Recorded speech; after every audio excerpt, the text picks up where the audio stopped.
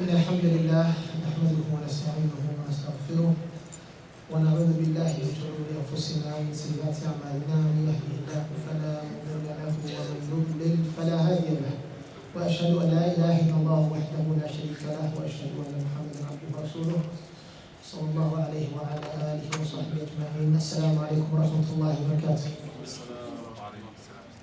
Alhamdulillah, all praise is due to Allah subhanahu wa ta'ala. We thank Him for these gatherings that we have had so far, and inshallah we will keep benefiting. Today's topic is a very, very important topic, and it talks about 3 things that will benefit you when you are in the grave. 3 things that will benefit you. What do you think those 3 things are? 3 things that you will benefit from if you have to leave this world. Who knows what these 3 things are? I'll start the hadith, then maybe you're going to know inshallah. عن أبي هريرة رضي الله عنه, Abu Hurairah narrated this hadith. The Prophet Muhammad sallallahu alaihi wasallam said, إذا مات الإنسان انقطع عمله إلا من 3. If mankind dies, all of his deeds will stop except for 3.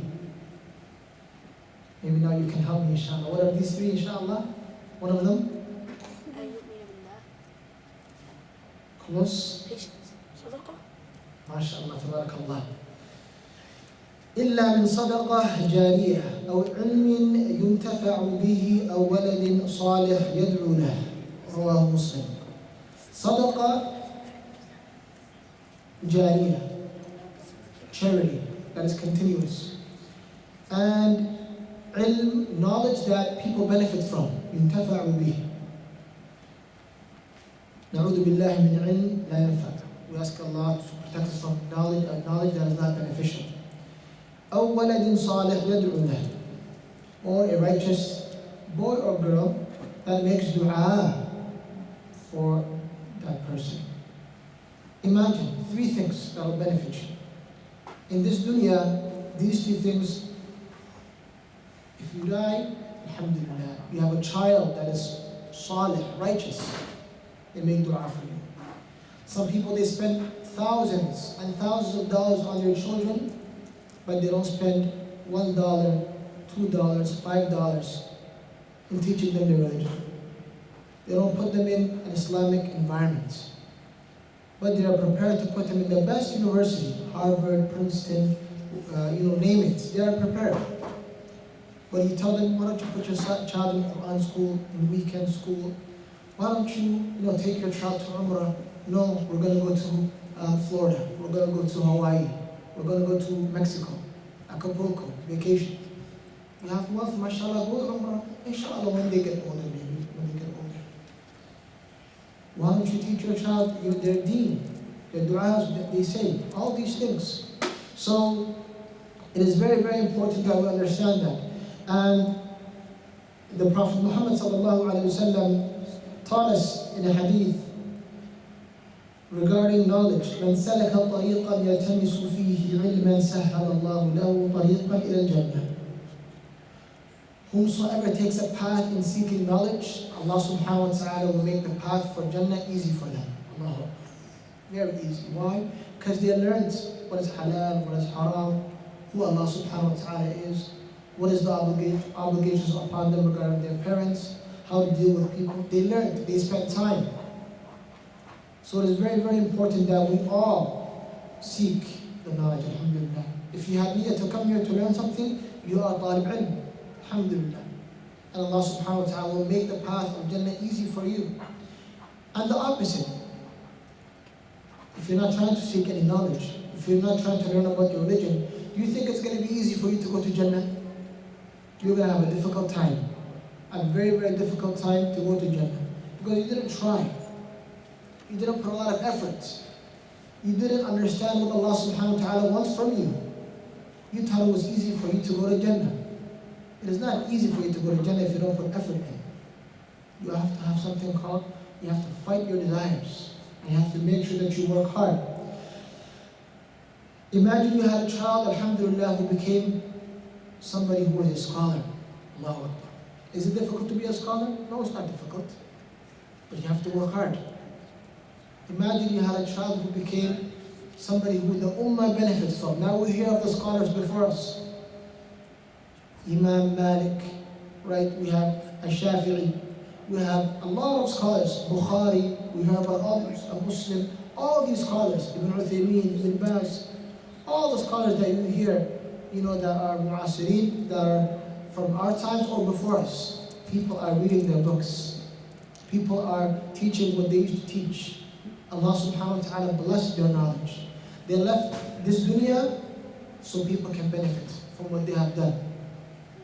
So it is very, very important that we try to teach the people, that we try to learn first, then we teach the people. Even if it's one thing that you learn, one thing, one hadith, one ayah, you teach it, and you help everybody benefit. So this hadith is very, very important that we understand at this point. Now, sadaqah jariyah, a sadaqah that you give on the parents' behalf or somebody's behalf will reach them in their grave. The hasanat. The amal that we do in this life, once you die, there's no more deeds that you can do. That's it. Angel of death comes to you, takes your soul, you go to the grave, you answer the 3 questions. في القبر من ربك ما دينك من هذا الرجل الذي بعث فيكم. You're in Hayatul Barzakh. You're waiting for the Akhirah. But if you're somebody who benefited the Ummah, if you're somebody who had a righteous child, they made dua for you. You taught them. You invested in them when they were young. You bring them to the masjid. You didn't take them to the cinema to watch movies and to go play games all the time, 24 hours, games. No, you spent time with them in the masjid. Alhamdulillah. They'll remember you, and they'll remember these times that you spent in the masjid. We don't know how long we're going to live. We don't know how long we're going to have in this dunya. But what we do know is we have this time now, this minute, this second, we have, alhamdulillah. So benefit. And it is never too late for a Muslim to benefit from their time. The importance of seeking knowledge for children, for men, and for women as well. Sometimes when we speak about seeking knowledge, we tend to think about the men. We have this vision in our brain, man, talib ilm, man. No, there are women who are talibatul ilm. They are very, very strong. Actually, there are women who are scholars in Islam. Yes.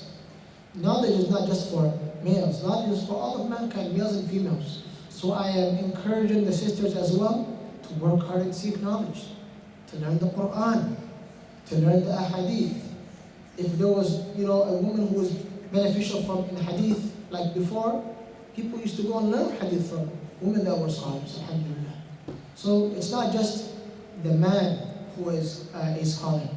There are women, alhamdulillah, who are scholars. So it is very, very important that children understand this, and women understand this, and males as well understand this. Now this hadith regarding the amal that is continuous while you are in your grave, one of them is sadaqah.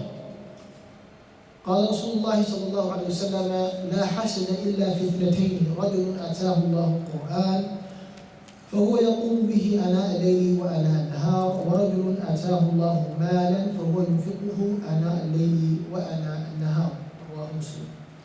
There's no jealousy except for 2. A man that Allah subhanahu wa ta'ala gave the Quran, a person who's from Ahlul Quran. Therefore, they read the Quran day and night, alhamdulillah. Does this mean that this person does not leave the masjid, does not work? They just stay in the masjid from the morning and the night? They only go home to eat and they come back, no work? Of course, that's not what it means. You have to have your, life. You have to work, you have to put effort, you have a family, you have things to do, you have a social life. Therefore, do not misunderstand the hadith, meaning that we just sit in the masjid and we don't do nothing, we don't work, and we depend on the system. The Muslim does not depend on the system. If there is a durura or if there is no way except for you to survive by getting help from the system, no problem. But if you're somebody who is just lazy, making excuses, oh, I can't get a job because of this reason, unacceptable. Many jobs available, but you have to try. Unfortunately, nowadays, we don't have at-tawakkul ala Allah. We have something called at-tawakkul, right? Instead of putting, your trust in Allah subhanahu wa ta'ala, we sit and we make excuses. We're sitting in our house. Oh, yeah, because I'm Muslim, I can't get a job. Because I'm from this country, I can't get a job. Who said that? Who said that? There are people just like us who are doing much better jobs than we can think of. Alhamdulillah. So it is very important that the Muslim becomes somebody who is putting effort in their dunya and in their akhirah. As a matter of fact, the Prophet Muhammad mentioned that al-yad al-ulya khayrun min al-yad al-sufla, that the upper hand is better than the lower hand. Do not be the person who asks. Give. Be the person who gives. This is how a Muslim should be. And as a matter of fact, if you are somebody who, alhamdulillah, Allah gave wealth, then you're somebody who their da'wah, bi'idhnillah ta'ala, can be accepted. How is that? How can somebody's, da'wah that they're calling to be accepted if they have wealth? How? Can somebody give me an example? If you're somebody who's wealthy, how can you help people become Muslims? You can help them financially. You can donate to them. They'll say, wow, look, we're getting money from this man. He's a Muslim. He's donated to us. You know what? I want to be Muslim because he's so nice. Right there you have that, and so forth. Many examples that we can give.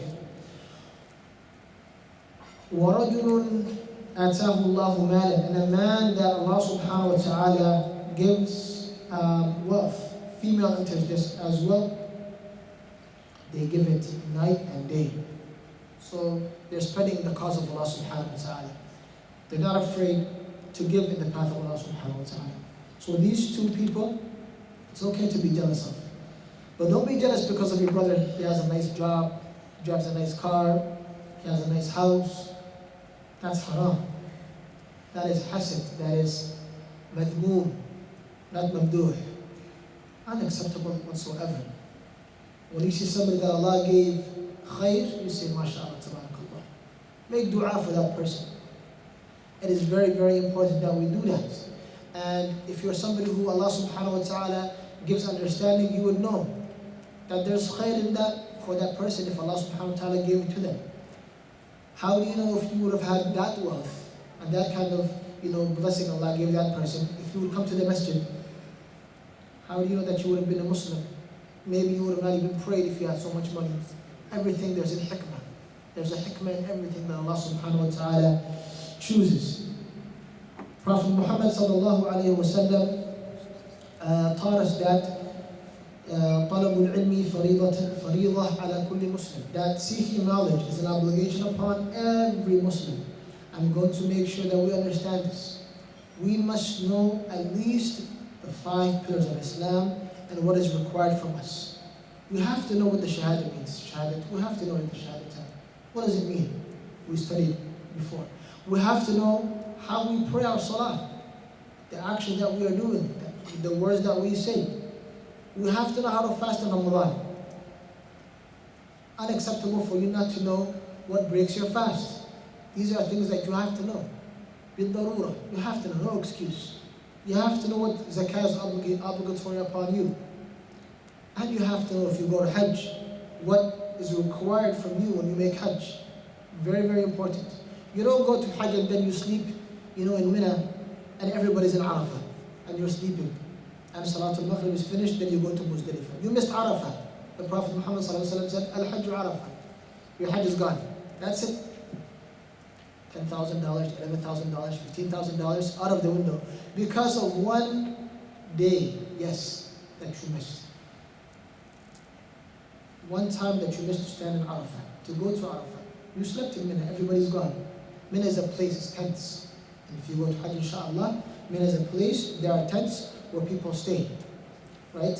But the day of Arafah, everybody goes and they make, dua, they ask Allah to forgive them. On that day, Allah subhanahu wa ta'ala forgives a lot of people, right? So how about if you missed that day because you were sleeping, you fell asleep?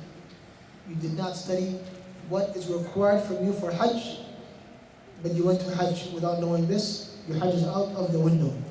Therefore, we have to know the requirements what Allah requires from us in our daily life. Our daily life. Very, very important for us to do that. The last point, inshallah, I'm going to talk about bi'idhnillah ta'ala is our children. Our parents worked very hard. And for the inshallah brothers, bi'idhnillah ta'ala in the future, who Allah subhanahu wa ta'ala is going to bless with a family, bi'idhnillah ta'ala, and righteous children. This is amana, a responsibility.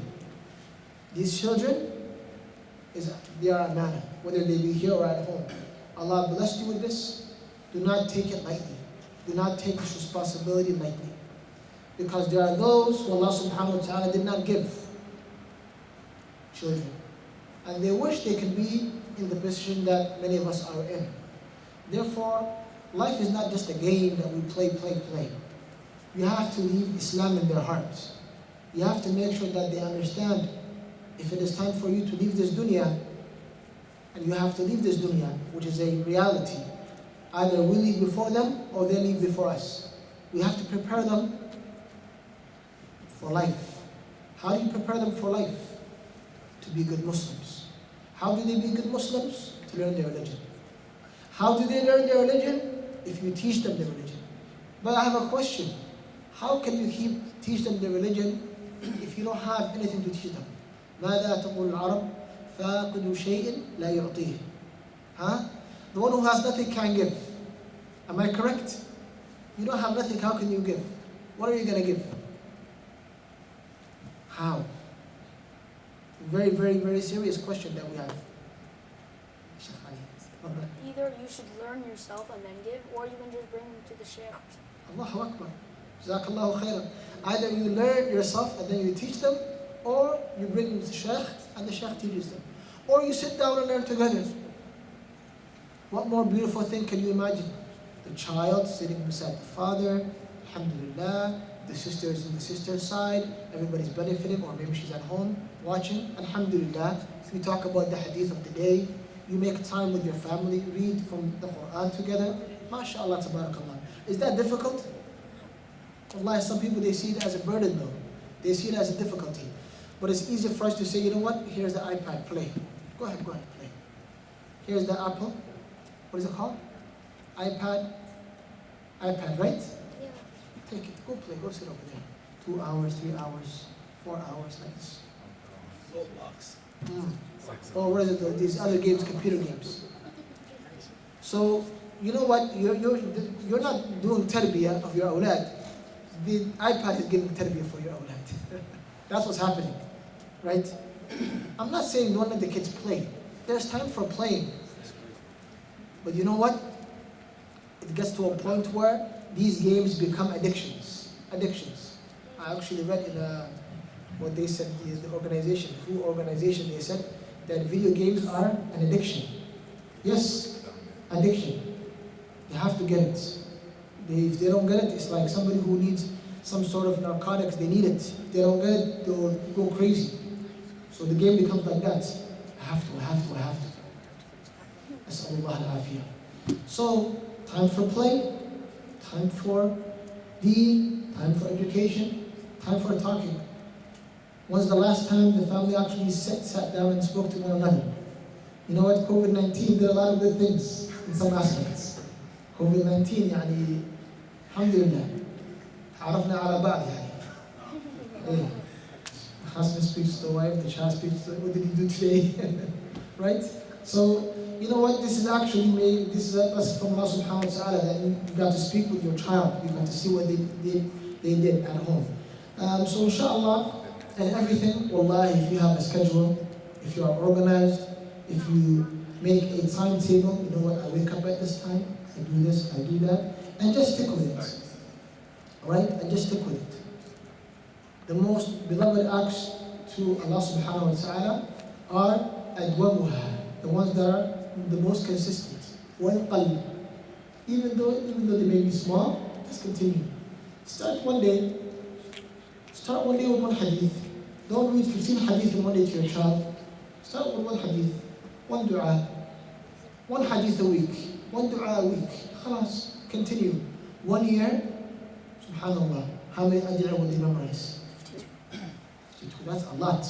That is a lot, right? Is that the right number? 52? MashaAllah. So 52 weeks in 1 year? Yep. MashaAllah, ahsanti. So 52 du'as, MashaAllah. 52 hadiths, that's a lot. Imagine when you're 6 years, 7 years old, 8 years old, 9 years old. By the time they're 10, 11, 12, MashaAllah, little shaykhs, alhamdulillah. But if you wait till they're 15 and 16, and they tell them, you know what, let's go to the masjid. Huh? What? Masjid? Let's go to the masjid. I'm too tired. Maybe next time, Dad. You didn't teach them when they were young. They're supposed to say, we go to the masjid when they reach a certain age. Can we come with you?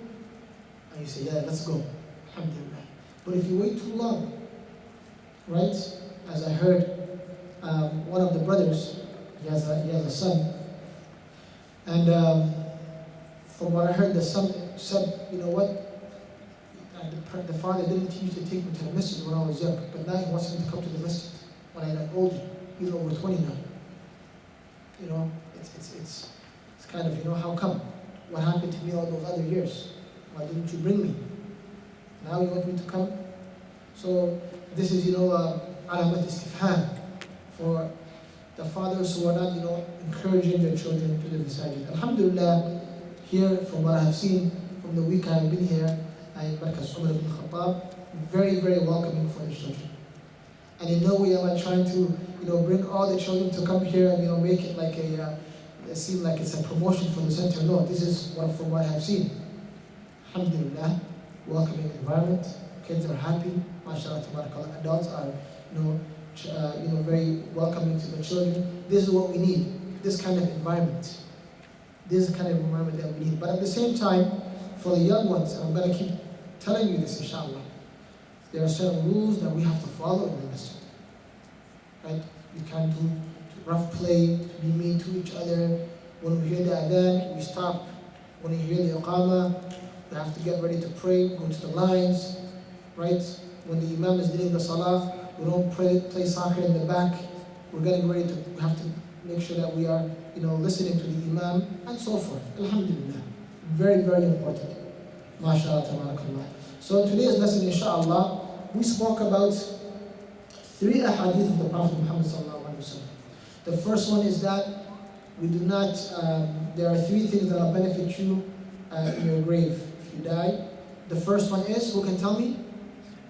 Yes, Sadaqah Jariyah. The second one, girls, what else is going to help you? What's going to help you? Yeah? Yeah? What is this called when somebody does this? Put my hands like this. Yeah, dua, mashallah. And the third one? Knowledge. Knowledge that is beneficial. Okay. What did Prophet Muhammad sallallahu alaihi wasallam say? If you go and seek knowledge, what is Allah going to make easy for you? To go to Jannah. The final hadith that we spoke about is, there are 2 things that you can be jealous from your brother or your sister. What are they? Someone reads the Quran.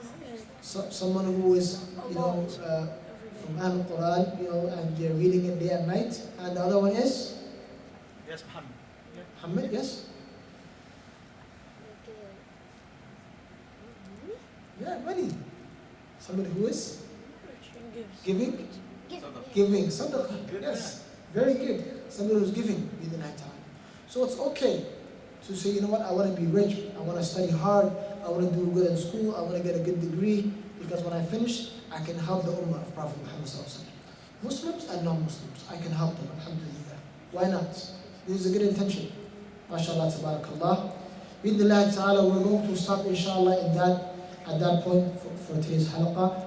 Tomorrow we're going to continue our book, bidnillah ta'ala. Tomorrow we're going to continue our book, and Wednesday, inshallah, we're going to continue our book as well. Thursday and Friday, I have, inshallah, I'm going to prepare 2 special lectures, bidnillah ta'ala.